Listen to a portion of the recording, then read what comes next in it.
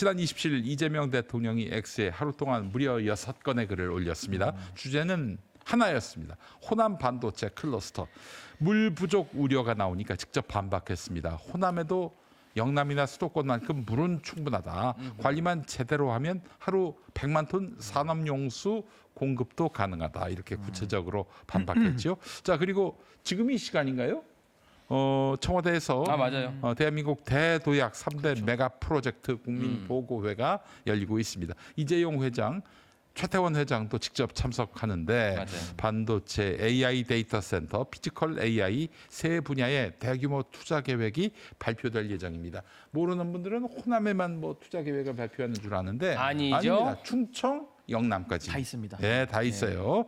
자, 정말 너무나 큰 사업이 어쩌면 정권의 그 존망이 걸린 그런 사업을 발표하게 되는데 정치권은 별 관심이 없는 것 같고 특히 코어를 자처하는 분들 그렇죠. 그분들이 관심이 없어요. 유독. 지금 대통령의 외로운 싸움이 보이지 않는 것인지 궁금해집니다. 그러니까 지금 뭐 증축 얘기하고 잭나이프 얘기할 때가 아니거든요. 청와대 스티커 얘기하고 상스럽다 이런 말로 국민들을 그 갈릴 때가 아니고 지금 대한민국이 대전환의 한복판에 있지 않습니까? 그렇습니다. 지금 정부는 하루하루가 정말 급해요. 왜냐하면 이 반도체 사이클이라는 게 이제 슈퍼 사이클이 오기도 했고 앞으로도 AI 화랑이 더 이어질 거기 때문에 그렇습니다. 빠르게 그 수급을 챙기지 않으면 우리가 또 도태될 수밖에 없거든요. 그런 상황에서 지금 이제 호남에 이 반도체 산단을 거대하게 조성을 하고 네. 또 영남과 충청하고 서로 이제 협력 체계를 만들어 나간다라는 이 구상 아니겠습니까? 네. 그렇다고 한다면 지금 야당에서 뭐 직권 남용이니 기업 팔비틀기니 또 그러다가 요즘에는 왜 또 호남에다가 특혜를 주냐 또 이런 식의 논리로 지금 꼴대로 옮겨가고 있거든요. 그러니까 저는 지금 대한민국이 그렇게 한가한 지경인가라는 걸 저는 되묻고 싶고 오늘 대통령님께서 이 거대한 계획을 발표를 하시니까 저는 그 계획을 놓고 우리가 조금 더 생산적이고 건설적인 토론을 했으면 좋겠다. 그리고 저 개인적인 생각으로는 저는 호남 지역에다가 저는 반도체 클러스터 만드는 거 대찬성이고요. 호남뿐만 아니라 미국이나 일본도 반도체 산다는 다극화하고 있거든요. 그러니까 저는 다양한 지역에 필요한 만큼 더 만들어야 되고 왜 반도체 만드는 기업도 왜 하이닉스와 삼성만 있어야 됩니까? 또 더 다른 기업들이 나올 수 있도록 우리가 적극적인 지원을 좀 해야 된다. 전 그렇게 봅니다. 예. 그러니까 이게 정청래 대표가 이재명 대통령 지킨다면서요. 이럴 때 지금 어디가 계시고 사통 통합 막 이런 얘기만 하고 있는지 모르겠고. 90도로 인사할 때가 아니고 그러니까 이런 걸 해야지 이런 거. 네. 그러니까 저는 근데 참 이런 생각이 드는 게 애초에 이런 토론에 참여할 관심도 없지만 실력도 없다.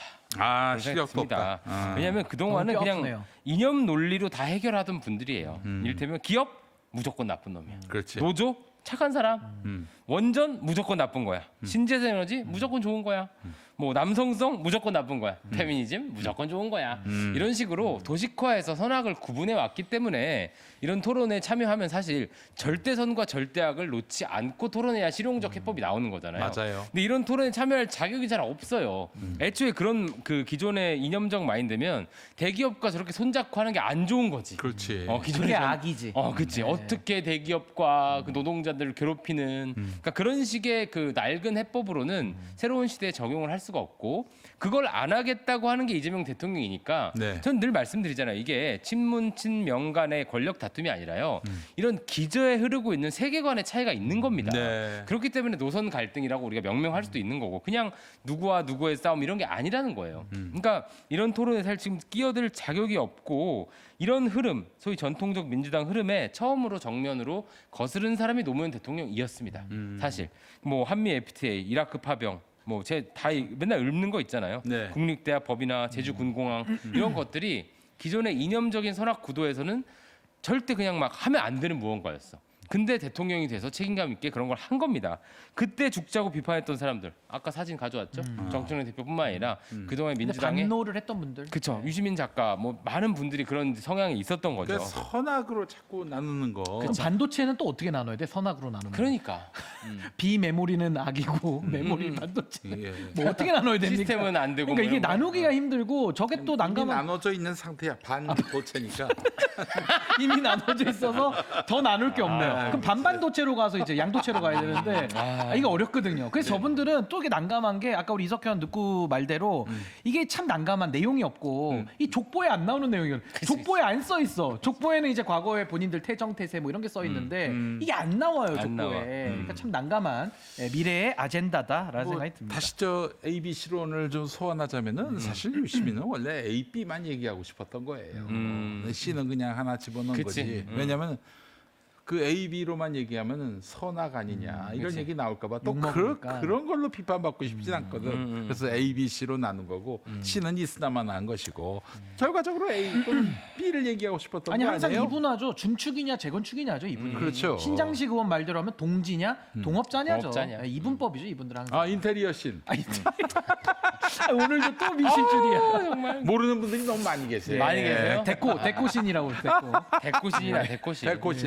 대코신으로 하겠습니다. 예, 잠깐 얘기하기 전에 또 갑자기 슈퍼챗이 쏟아져가지고 맞아요. 아이고. 예 소개하도록 하겠습니다.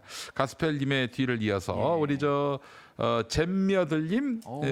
99달러 보내셨는데 아유, 예 신인규 변호사님, 이석현 평론가님, 김용민 목사님 사랑하고 존경합니다. 감사합니다. 라고 해주셨습니다. 고맙습니다.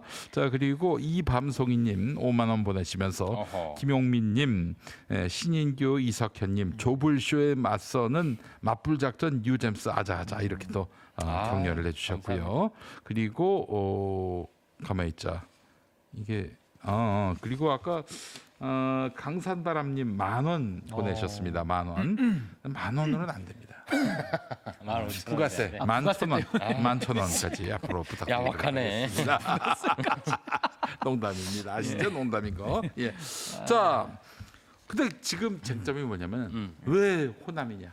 예, 이런 얘기예요. 왜 특혜냐 뭐 이런 거죠. 예, 정말 참 한심하기 짝이 없는 논란이지만 너무나 많은 정치인들이 또 나불대고 있습니다. 유승민 전 의원이 너무 여기에 올라타는 게 저는 좀 안타깝더라고요. 그래서 이제 예. 돼지 눈에는 돼지만 보인다 이런 얘기를 하신 거 아니에요? 이재명 대통령이. 근데 왜 유승민이 긴장하지 않고 유시민이 긴장을 했을까? 뭔가 이렇게 마음에 남아있는 양심이 쿡쿡쿡쿡 잭나이프로 찔렀던 거 아닌가. 잭나이프 스타일로 자꾸 양심을 찔러. 그래서 발작 이렇게 한 거죠. 나를 겨냥한 건가 이렇게.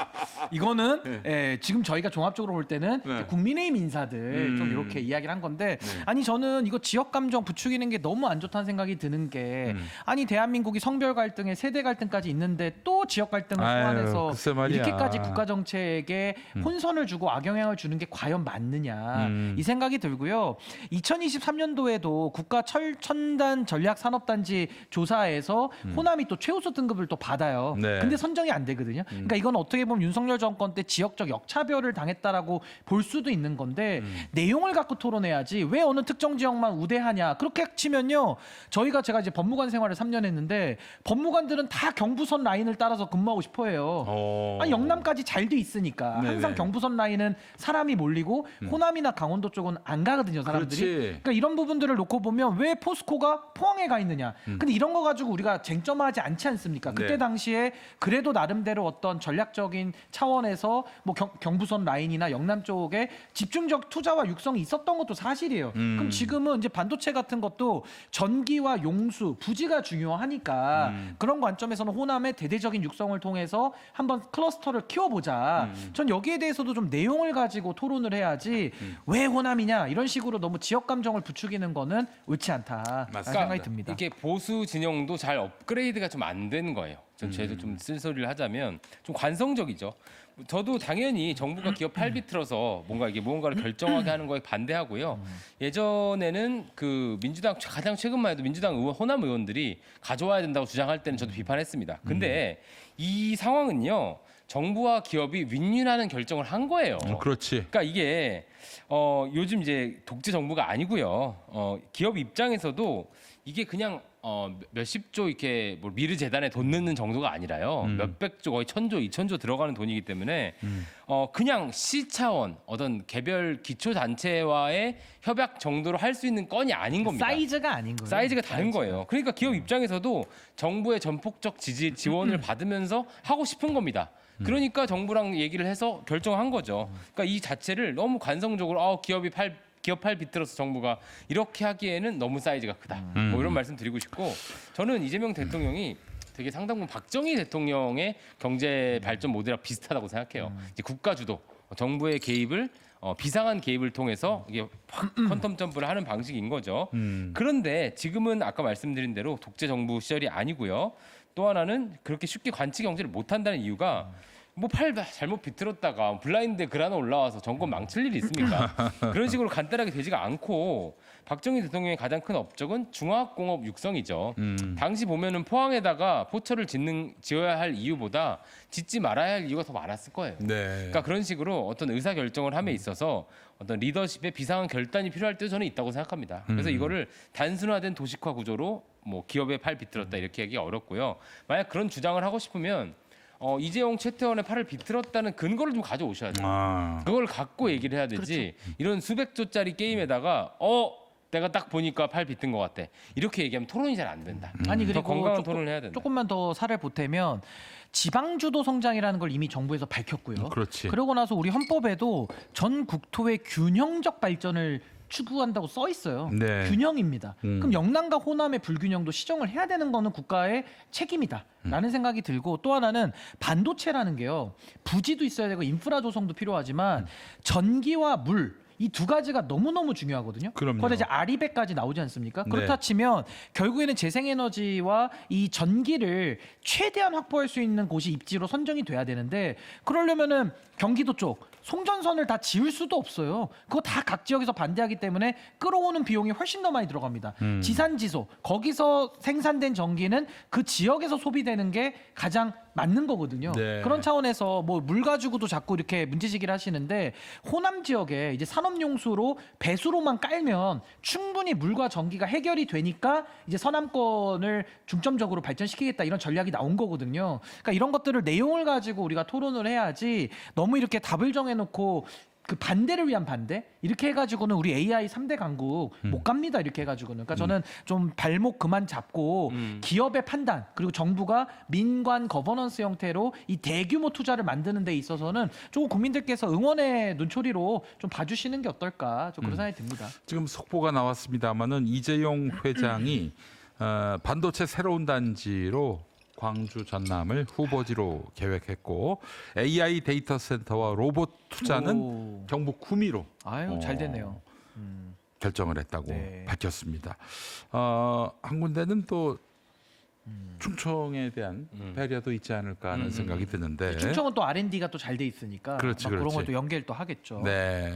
국토 균형 발전을 위한 또 아주 좋은 어떤 프로젝트가 아닌가 하는 그런 생각도 들고. 그러니까 지금까지 지역 균형 발전, 국토 균형 발전 얘기를 할 때 저는 비판적인 면은 있었던 건 그동안 이제 SOC 중심으로 그렇지. 뭘 짓고 이러면 논아먹기로. 그쪽 건설사들만 논하고 사실 지역 주민들에게는 하나도 안 돌아가는 뭐 그런 현실이었죠. 근데 이거는요 좀 큰 건입니다 생각보다 정말 사이즈가 다른 대규모 프로젝트고요.